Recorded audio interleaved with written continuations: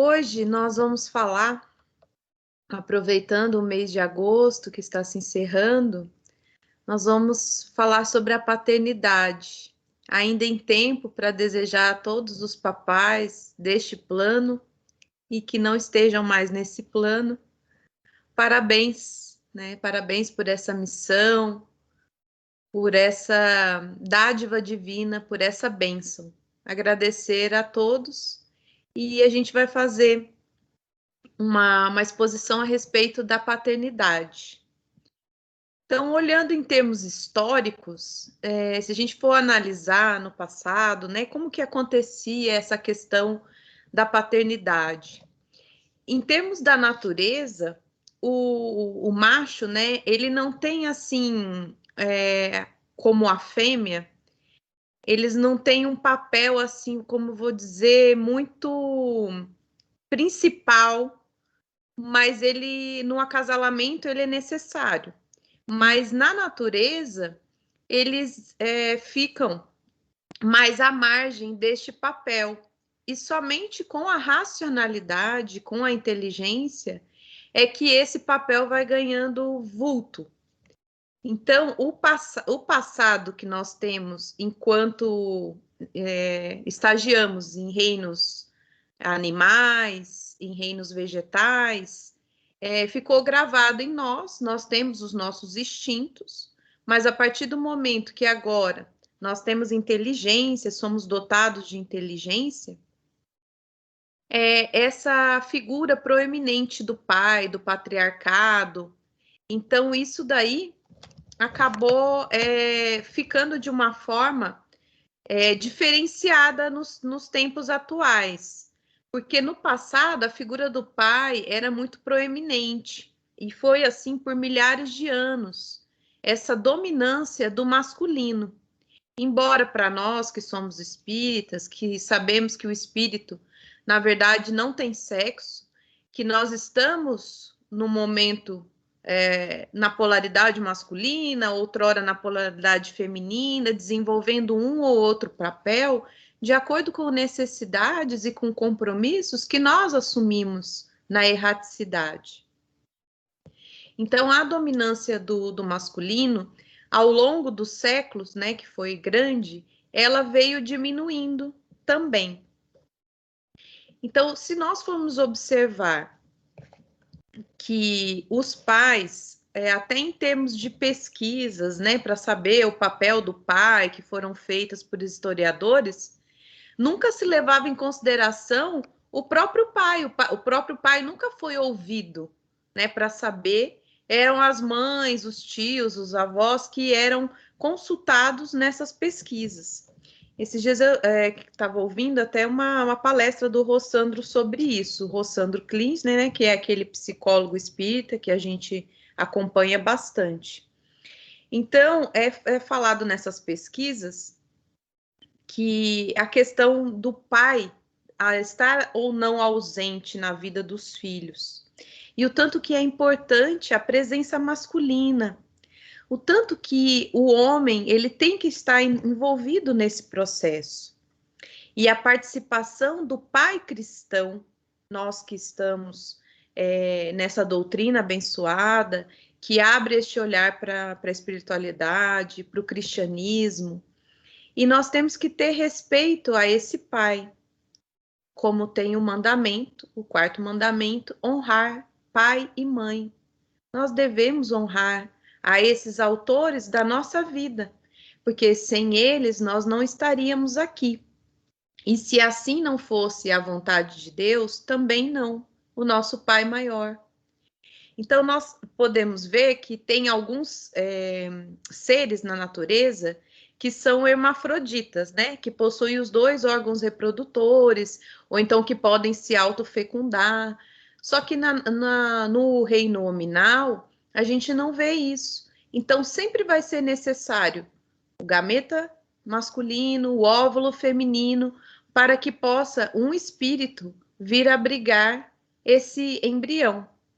Então, nós precisamos dessa dualidade da parte masculina e da parte feminina, da mãe que vai gestar, que vai conceber, Mas o pai, ele já concebe o filho, ainda que na barriga da mãe a mãe esteja concebendo, ele já vai concebendo nas ideias e vai concebendo no coração. Ele vai acompanhando toda aquela gestação, e se ele for um pai ausente, isso daí ele não vai deixar de ser o pai biológico. E o pai biológico é muito importante. E o ideal é que ele seja, além de pai biológico, que ele seja também um pai presente. Então, essa relação de coparentabilidade, né? Tem até questões agora, assim, mais atuais, questões até jurídicas, né? Que em caso de separação, antigamente era mantido morar sempre com a mãe. E hoje em dia tem essa questão da coparentabilidade, que é uma lei nova, que justamente vai falar da necessidade de ter guarda compartilhada, de ter esse companheirismo entre os pais, que ainda que não estejam coabitando no mesmo lar, mas que eles possam promover unidos essa responsabilidade, essa missão, no caso aqui que nós estamos falando do pai, da paternidade. E o pai, ele sempre foi um provedor material, mas além disso, ele tem que prover outras necessidades do espírito, desse espírito que lá na erraticidade se comprometeu e que por razões de afinidade, de compromissos, de provas, estão juntos nessa vida. Então, essa questão do envolvimento, da participação do pai cristão, as pesquisas mostram que um pai que brinca mais com o filho, os filhos eles vão ser menos ansiosos, né, mais resilientes. E aí até o Rossanda que fala desse estudo, que eu achei bem interessante, que ele falou que na infância o filho precisa mais da mãe, mas que na adolescência ele precisa mais do pai. E aí é interessante ele falar sobre isso. E ele fala que o pai ele contribui mais, até porque que como a mãe gerou e na infância a criança é mais dependente à mãe, a mãe já está um pouco sobrecarregada e desgastada. E o pai ele entra nessa fase da adolescência, claro, né, todo o processo, mas assim eu digo de uma forma mais incisiva, e é muito importante para o adolescente. E o que acontece também, que tanto o pai quanto a mãe, né, essa paternidade e maternidade dentro de um lar, o que é mais importante também é que os pais coloquem a figura de Deus, né, de Jesus, e mostrar essa espiritualidade para as crianças, porque o Pai Celestial, ele nunca vai nos abandonar e ele nunca vai ser visto com defeitos, porque todos nós temos defeitos, temos qualidades, temos defeitos, e assim como os nossos pais, as nossas mães, todos nós estamos neste planeta de provas e expiações, nós temos as nossas limitações. E o Pai Celestial, ele nunca vai ser visto em termos de defeito. Então, assim, o pai é herói, né? Então, quando a gente é criança, o pai, nossa, meu pai é herói, meu pai fez isso, meu pai fez aquilo. E às vezes, com o passar do tempo, com a idade, a gente vai vendo que o pai também tem defeitos, assim como nós. Mas se nós tivermos já desde a primeira infância e com a ajuda dos nossos tutores, principalmente do pai, a enxergar esse pai maior e que saber que esse pai maior, sim, que é absoluto, que é cheio de virtudes e que nós estamos apenas numa caminhada. E nós, ainda mais como espíritas, sabemos que neste momento esse pai pode estar recebendo essa criança, mas numa outra situação foi às vezes o contrário. Então, nessa configuração atual, foi necessário que ele nos recebesse como filhos. E por isso a nossa gratidão, a nossa necessidade de honrar esse pai, de honrar essa mãe. Então, eles, no estudo, né, eles vão falando como é importante a figura, né, do pai, da mãe, dos dois juntos, de um pai presente. E aí ele cita também até essa questão de crianças, né, pendurado em celular, que tem um estudo que fala que celular é só a partir dos 14 anos. E realmente acaba tendo uma destruição cognitiva para a criança. E isso mostra o tanto que é importante os pais implantarem brincadeiras, estarem mais presentes, para não deixar aquele filho envolvido mais nessa parte tecnológica e se afastar realmente dessas brincadeiras. E o pai diz que acaba brincando assim de uma forma com a criança e desenvolvendo nela, porque assim, às vezes a mãe ela tem mais aquele cuidado, né? Aí, sei lá, o pai vai com o filho no parque, volta tudo descabelado, tudo sujo, tudo ralado, né? E a mãe, nossa, olha, o menino machucou, não sei o quê. E o pai tem aquela coisa mais assim da brincadeira e de mostrar, isso também vai ajudar a criança a ver que nem tudo são flores, que não tem tanta super proteção, né? Que tem as adversidades, que vai ter brincadeiras que não são tão boas, coisas que não são tão boas na vida, a ajudar a criança a lidar com frustrações, com coisas que não são tão agradáveis e que muitas vezes acaba fazendo falta na criação dos filhos. Então, o que acontece? Se a criança, se o filho não for buscar numa mãe e num pai presente, ele vai buscar na rua, né? Então, por isso a importância dessa missão, dessa união dessas duas pessoas que se comprometem com a criança. E essa religiosidade na infância, essa educação cristã que é tão necessária. Então, Deus nos disciplina, né? Deus é nosso Pai maior e Ele nos disciplina. Então, o nosso pai carnal, o nosso pai biológico, ou o nosso pai afetivo, porque hoje em dia tantos pais só participam da parte biológica, mas às vezes a criança é criada por um outro homem que acaba sim exercendo a função de pai, né? É para aquele que realmente exerce essa função da paternidade, que é uma missão. Inclusive, no Livro dos Espíritos, a questão 582 nos pergunta: pode-se considerar a paternidade como uma missão? É sem contradita uma missão. E, ao mesmo tempo, um dever muito grande que obriga, mais que o homem pensa, sua responsabilidade pelo futuro. Deus colocou o filho sobre a tutela dos pais, para que estes o dirijam no caminho do bem, e facilitou sua tarefa, dando-lhe uma organização frágil e delicada, que o torna acessível a todas as impressões. Mas há os que ocupem mais que endireitar as árvores de seu jardim e as fazem produzir muitos e muitos frutos, que endireitar o caráter de seu filho. Então, isso de endireitar um caráter, você pode endireitar tanto para o bem quanto para o mal. Então, veja que ferramenta, né, que oportunidade, que essa bênção da paternidade dá ao homem, né? E este se incumbe por sua falta, carregarão a pena e os sofrimentos do filho na vida futura vão recair sobre eles, porque não fizeram o que dependia deles para o adiantamento no caminho do bem. Então, tamanha responsabilidade e a repercussão que isso daí tem.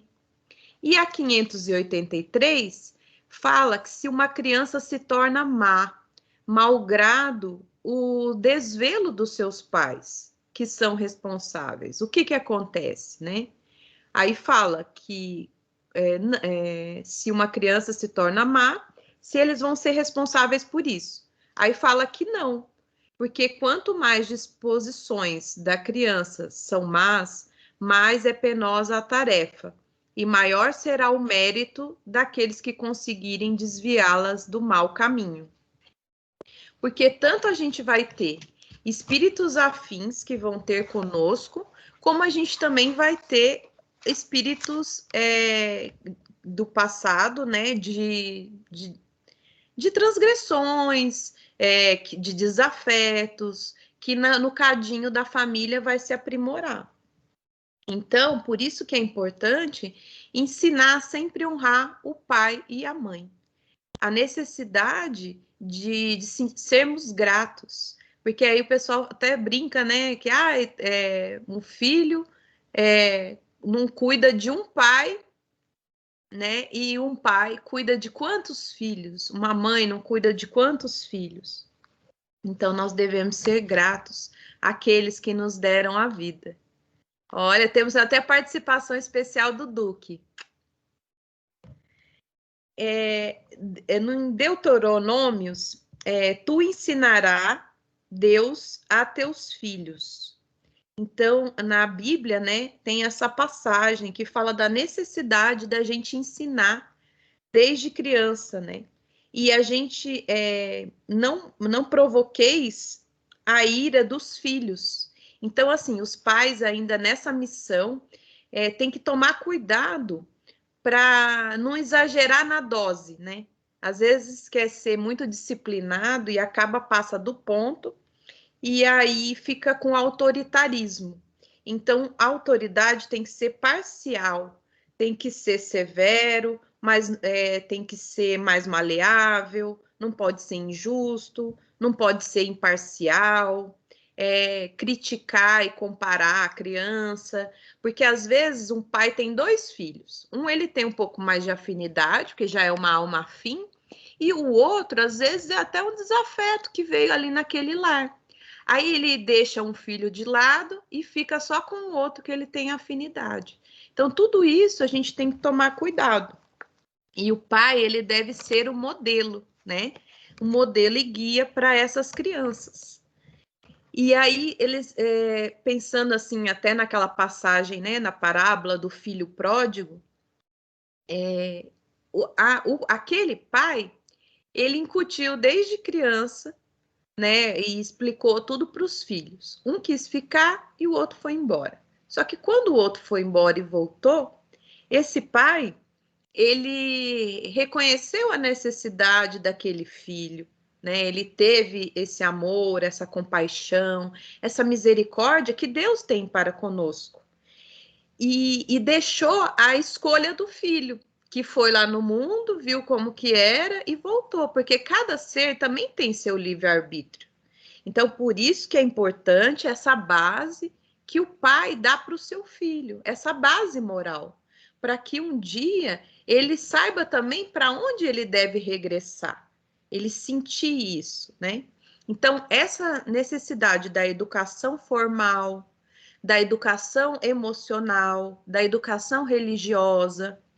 Então, a formal, você paga uma escola, né? A emocional e a religiosa, ela é feita dentro do lar. E aparentemente, né? Então, assim, a gente acha que certas coisas a gente pode delegar, mas a gente não pode. Então, Deus, como Pai da humanidade, nosso Pai maior, né?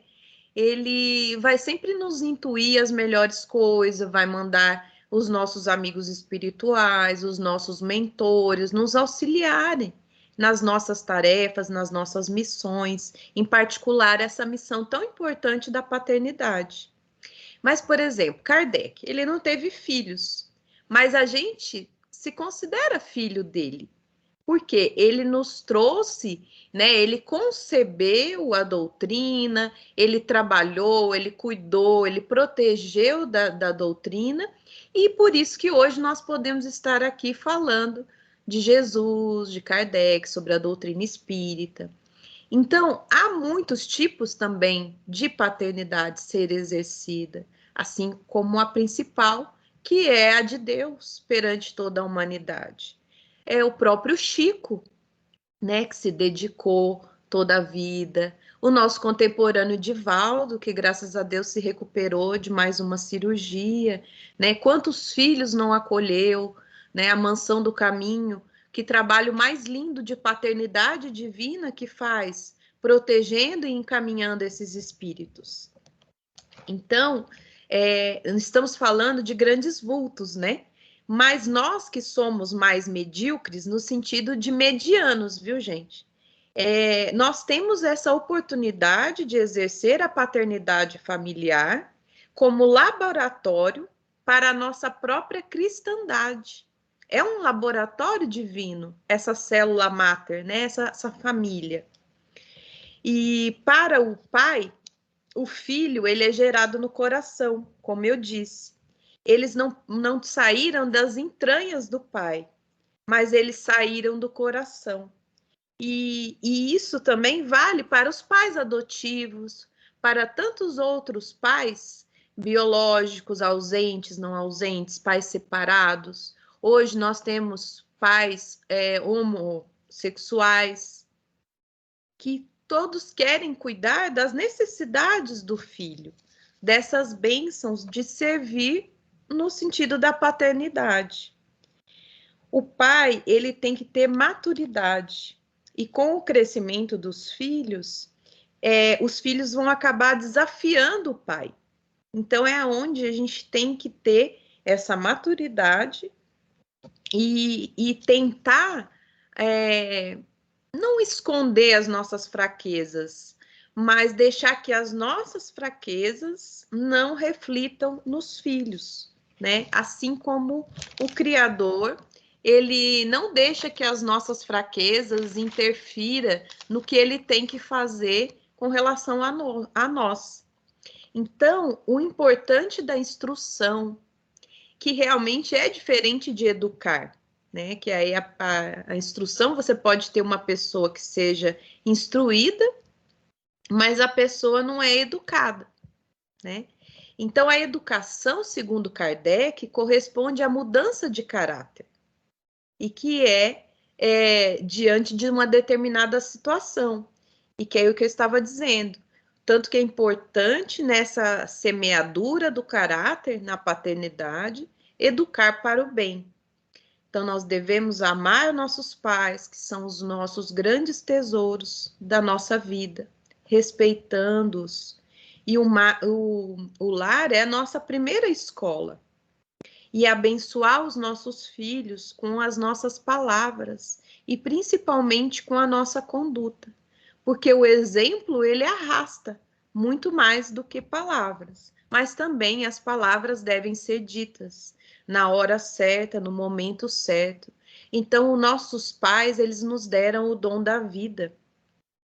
E hoje nós vamos falar também um pouquinho de um pai muito especial, o pai de Jesus, José o carpinteiro, que fora silencioso, humilde, que não sabemos muita coisa sobre ele, que os evangelhos não dizem muito, mas que sabemos a responsabilidade e a importância do papel dele na criação de Jesus, assim como todos os pais têm a importância na criação de seus filhos, no papel de renovação de cada ser, tanto que isso é importante. Então Deus, ele desenhou um processo de sublimação das nossas emoções, e ele fez isso de uma forma que tenha sempre um pai e uma mãe para poder conduzir esse espírito nessa senda da renovação, né? Assim como o ventre se abre como uma nova oportunidade da encarnação, nós temos um pai e uma mãe presentes também. Então ele concebeu esse modelo de vida com esse masculino e esse feminino, para conceber a vida, o encontro de duas pessoas com diferentes responsabilidades, e cada qual com a sua importância e seu valor.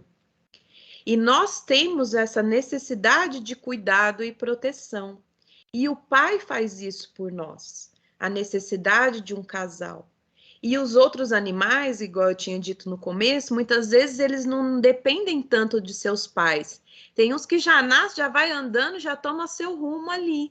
né? As tartarugas, por exemplo, as mães depositam os óvulos, o pai, claro, participou lá no momento da fecundação, mas eles não conhecem nem as próprias mães, né? Então, isso daí são mecanismos da natureza, mas nós, como seres racionais e seres em evolução, nós já precisamos dos nossos, né? Nós somos, no caso, o ser vivo que eu acho que mais precisa de orientação. Um bebê sozinho, ele não vai conseguir se virar com nada, né? Então, a gente tem uma dívida eterna com eles, né? De muita gratidão, porque os pais, eles são os autores dos nossos dias e exige uma família. E hoje em dia, configurações de famílias são tão variadas, né, que a gente não vai entrar nesse mistério aqui, mas o importante a haver em qualquer tipo de família é o amor, é a vontade de levar essa missão adiante, de proteção, de cuidado, de carinho, ainda que os pais sejam separados. Recebemos afetos e desafetos, trazemos feridas. E ainda bem que a gente tem o processo de apagamento das nossas memórias, reminiscências de outras vidas, porque a gente não sabe com quem nós estamos convivendo na nossa atual família, esses laços de famílias e esses amores. E aí eu estava escutando o Rossandro esses dias e ele comentou que há 5 tipos. Não, acho que agora, será que foi o Rossandro? Agora eu talvez possa estar equivocando, mas enfim. Eu estava escutando um palestrante espírita, que agora me fugiu o nome de qual exatamente, e ele fala que tem 5 tipos de pais. Tem os pais que amam os seus filhos e se sentem amados pelos seus filhos. Há uma reciprocidade, porque há vínculos de amor. E os filhos são gratos e cuidam dos filhos, e os filhos cuidam dos seus pais. Esse aqui é o melhor dos mundos, né? É consolidação de afetos que tivemos já do passado. São famílias espirituais que sempre se unem. Nós temos o segundo tipo, que é mais frequente, até pelo estágio evolutivo que a gente se encontra, que são os pais que amam e que os filhos muitas vezes não se sentem amados pelos pais e apresentam dores, que têm a alma machucada e que têm causas no passado, pode ter causas na vida, na vida atual, né? Então, que a gente não sabe. E às vezes esse indivíduo, ao invés dele explodir, né, nas drogas, numa vida desregrada, às vezes ele implode, ele guarda para ele. Então, por isso que a gente vê também altos níveis de suicídio entre os jovens, entre as crianças. Então, isso tudo é repercussão da necessidade de uma paternidade, de uma maternidade bem vividos. E temos um terceiro grupo, que são os pais que não amam. E os filhos não amados também não se sentem amados. Então, são lares mais complicados, exemplos de filhos. Na verdade, aqui, os filhos não amados, né, mas que se sentem amados, desculpa. Os pais não manifestam esse amor, os filhos não são amados, mas eles se sentem amados, se sentem gratos, que são espíritos que, mesmo em lares complicados, eles que, enquanto filhos, é que são exemplos para esses pais. Então, a gente vê muito isso, que às vezes é um espírito mais evoluído, que não está recebendo amor, mas que se sente amado. Eu acho que é amado até em grau tão grande, porque ele sente o amor de Deus.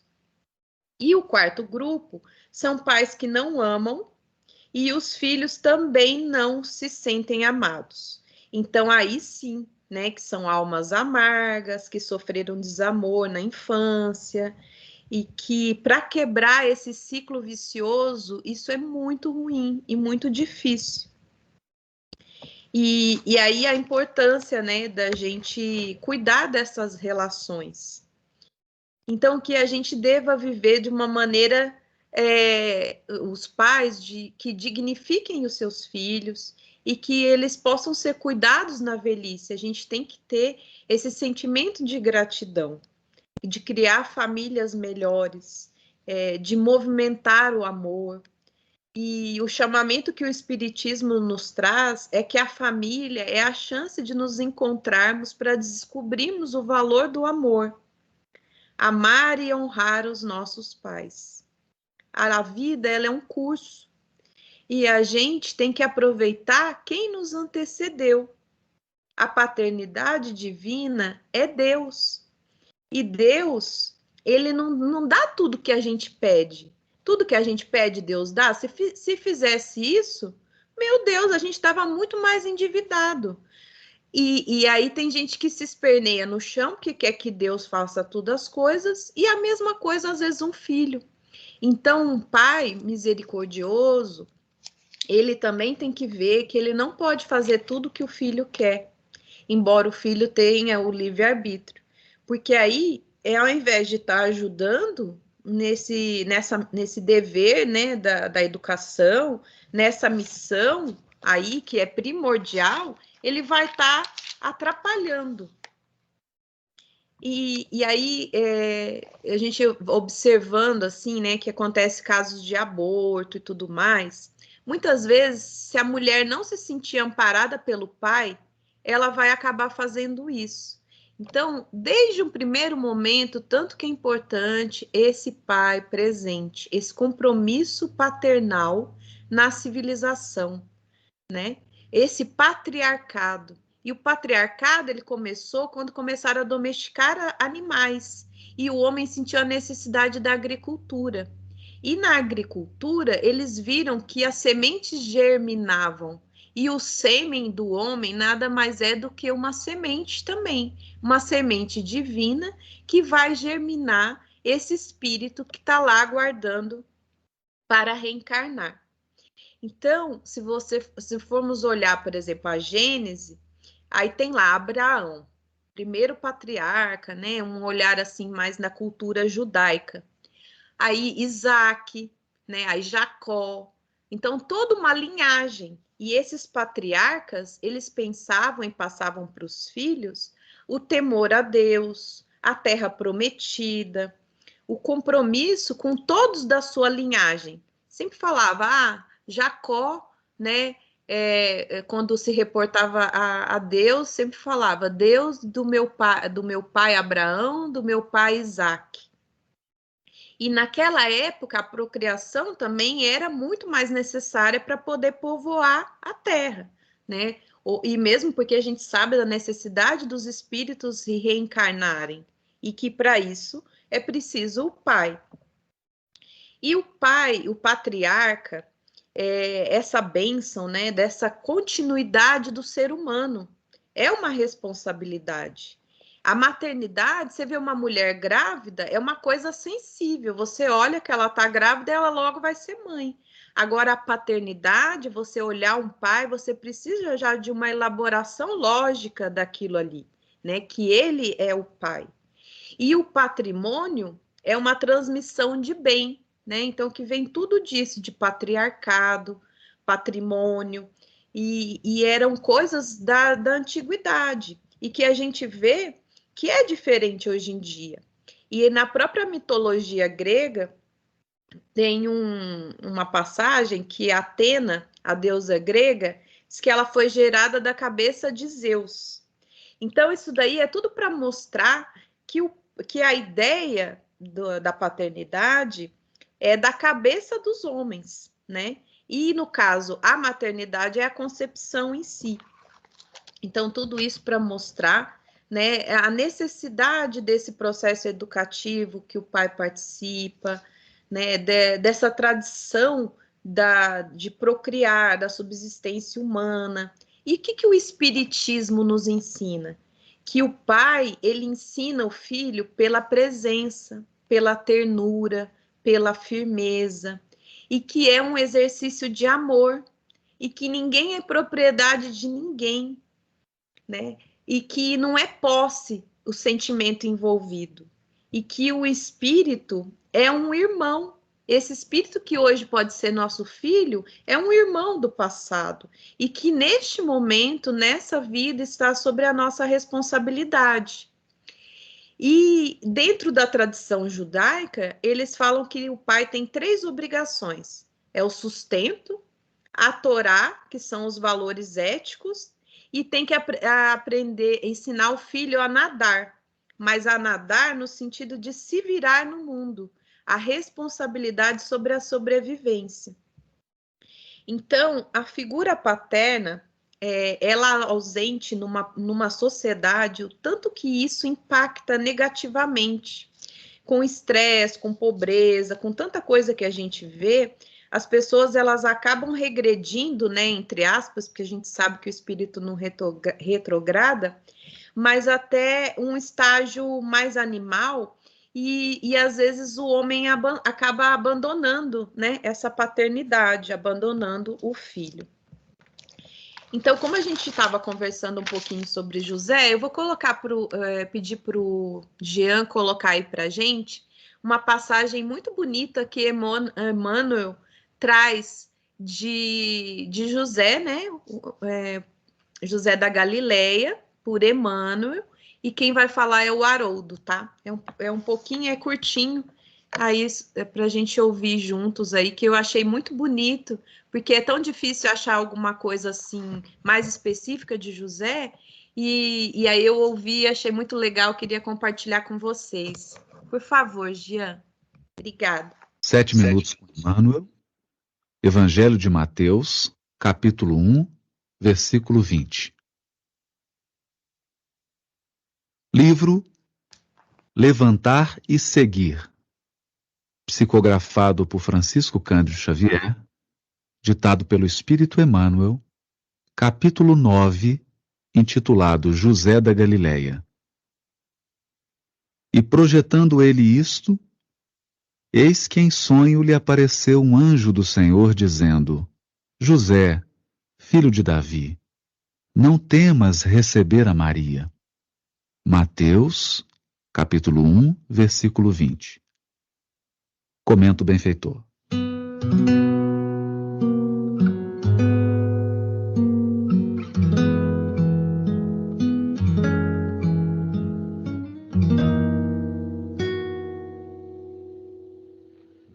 Em geral, quando nos referimos aos vultos masculinos que se movimentam na tela gloriosa da missão de Jesus, atendemos para a precariedade dos seus companheiros, fixando quase sempre somente os derradeiros quadros de sua passagem no mundo.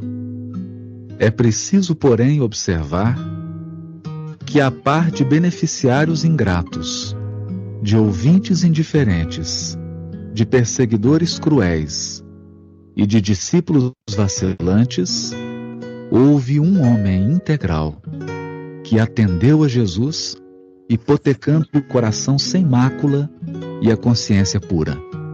José da Galileia foi um homem tão profundamente espiritual que seu vulto sublime escapa às análises limitadas de quem não pode prescindir do material humano para um serviço de definições. Já pensastes no cristianismo sem ele? Quando se fala excessivamente em falência das criaturas, recordemos que houve tempo em que Maria e o Cristo foram confiados pelas forças divinas a um homem. Entretanto, embora honrado pela solicitação de um anjo, nunca se vangloriou de dádiva tão alta. Não obstante, contemplas a sedução que Jesus exercia sobre os doutores, nunca abandonou a sua carpintaria.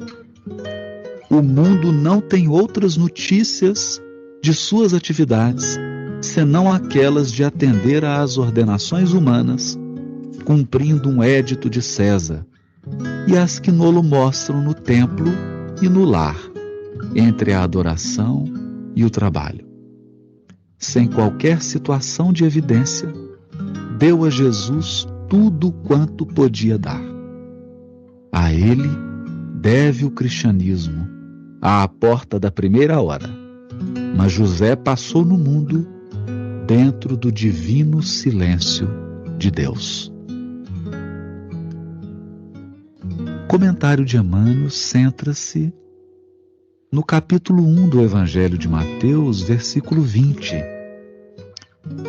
Para nós contextualizarmos esse versículo, é importante também ler o versículo 19. Então eu leio capítulo 1, versículo 19 e 20. José, seu esposo, sendo justo e não querendo difamá-la, resolveu repudiá-la em segredo. Após ter cogitado essas coisas, eis que em sonho apareceu-lhe um anjo do Senhor, dizendo: José, filho de Davi, não temas receber Maria, tua mulher, pois o que nela foi gerado vem do Espírito Santo.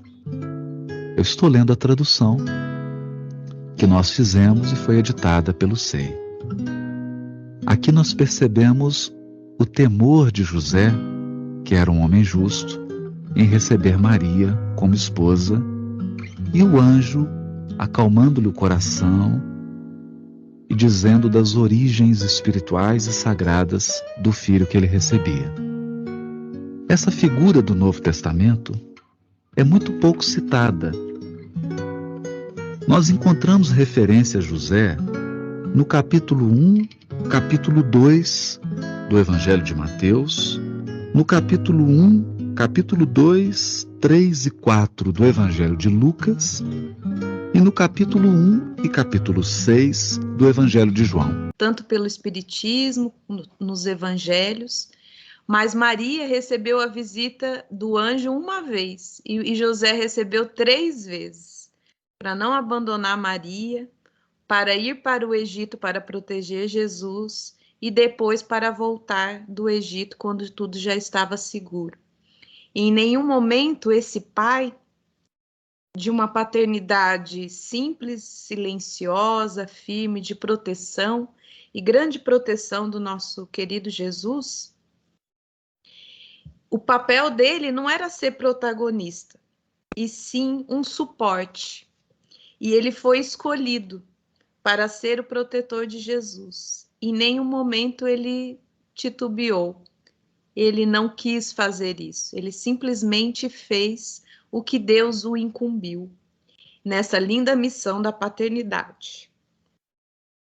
E devemos assumir, e temos que ter essa lição de José, assumir o papel que a vida nos convoca a fazer. E aos pais que nos protegem e nos cuidam discretamente e silenciosamente, a nossa gratidão desses tutores, desses guardadores. E era isso que eu queria trazer para vocês sobre a paternidade. No dia mesmo dos pais, esse ano eu pude estar com o meu. E aí, antes de acabar o mês, eu queria fazer essa homenagem. E a todos os pais que estejam encarnados, desencarnados, aos meus avós, que lá na espiritualidade também me auxiliam na paternidade, cuidando de mim e protegendo. E que cada um de nós, com certeza, tem um pai amoroso, além de Deus, que nos foi confiado, e que nós possamos honrar sempre nossos pais.